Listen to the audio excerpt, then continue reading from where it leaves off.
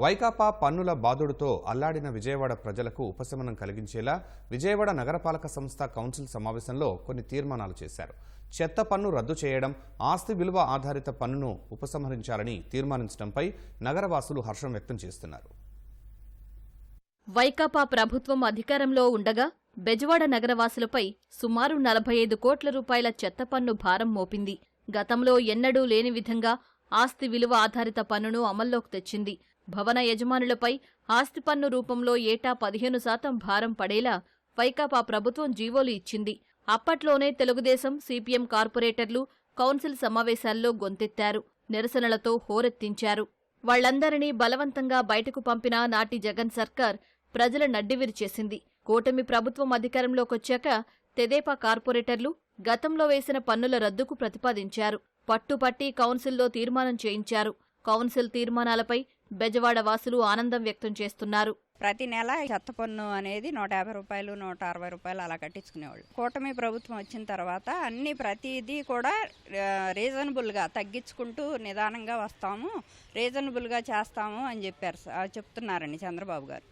దాని గురించి మాకు బడ్జెట్ వచ్చే రాబడితో పాటు ఖర్చులు కూడా తగ్గుతాయి కాబట్టి మేము అడ్జస్ట్మెంట్ చేసుకోగలుగుతాము. దాని మీద సంవత్సరం ముందు ఇల్లు మీద ట్యాక్స్ పెంచేవాళ్ళండి.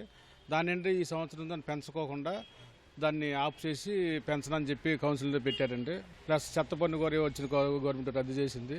ఈ రెండింటి వలన కొంత మాకు పేదవారికి ఖర్చు తగ్గి కొద్దిగా మాకు జీవనాధారంలో కొద్దిగా తోడ్పడిందండి. ఇంటి పన్ను అప్పటికి ఇప్పటికి చాలా వేరియేషన్ అది ఉంది.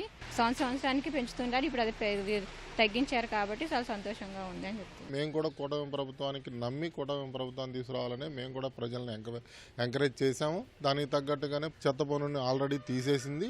మాకు నిత్యావసరాలు కొనుక్కుంటాం కానీ దేనికన్నా కానీ వచ్చే రాబడికి దీనికి కొంచెం కలిసి వస్తుందని చెప్పి మేము కూడా భావించి ప్రజలు కూడా ఆనందం వ్యక్తం చేస్తున్నారు అందరూ. ఎన్నికల్లో ఇచ్చిన హామీల మేరకు ప్రజలపై భారాలు తగ్గిస్తామని తెదేపా కార్పొరేటర్లు చెబుతున్నారు.